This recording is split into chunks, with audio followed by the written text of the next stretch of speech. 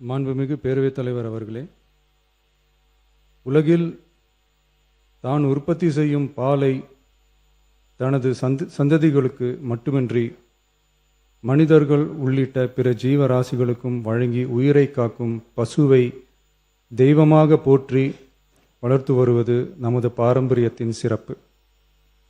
இன்றைய அறிவியல் உலகில் 1 லிட்டர் பாலை உற்பத்தி செய்வதற்காக பசுவின் உடலில் சுமார் 500 லிட்டர் இரத்தம் சுத்திகரிக்கப்படுவதாக கூறப்படும் போது பசுவின் உழைப்பை எண்ணி வியக்க தோன்றுகிறது.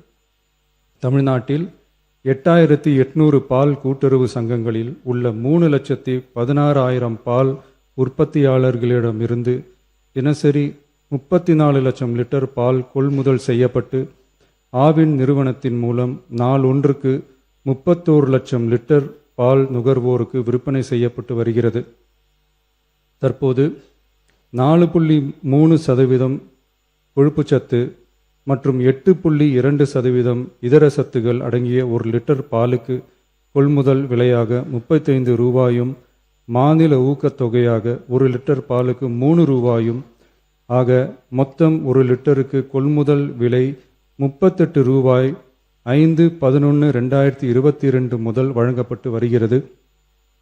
அதிகாலை 3 மணிக்கே எழுந்து மாடுகளை சுத்தம் செய்து பால் உற்பத்தி செய்யும் உற்பத்தியாளர்களின் உழைப்பையும் தீவனம் மற்றும் வேலையாட்களின் கூலி உள்ளிட்ட அதிகரித்து வரும் செலவுகளையும் கடந்த கால அரசு போதிய அளவில் கருத்தில் கொள்ளவில்லை. உற்பத்தியாளர்களுக்கு கொள்முதல் விலையை உயர்த்த வேண்டும் என்ற எண்ணம் கொஞ்சம் கூட இல்லாமல் இருந்துள்ளது. கடந்த காலத்தில் கொள்முதல் விலை உரிய அளவில் உயர்த்தப்படாத நிலையில் நம் அரசு சந்தித்து வரும் அதிகப்படியான நிதி நெருக்கடியிலும் பால் உற்பத்தியாளர்களின் நலனையும் வாழ்வாதாரத்தையும் கருத்தில் கொண்டு அவர்களின் உன்னதமான உழைப்பிற்கு உரிய மதிப்பை வழங்கும் வகையில் கொள்முதல் விலையை உயர்த்துவது நமது அரசின் கடமையாகும்.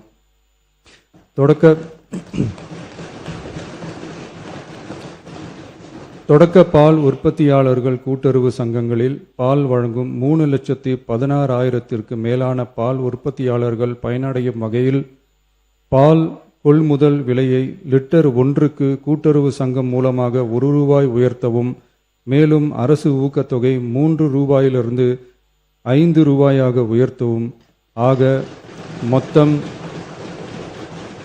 1 லிட்டர் கொள்முதல் விலை 38 ரூபாயிலிருந்து 41 ரூபாயாக உயர்த்த அரசு முடிவு செய்துள்ளது. இந்த கொள்முதல் விலை உயர்வால் கூடுதலாக ஒரு மாதத்திற்கு ரூபாய் 30 கோடியும் ஒரு ஆண்டிற்கு 360 கோடியும் செலவாகும்.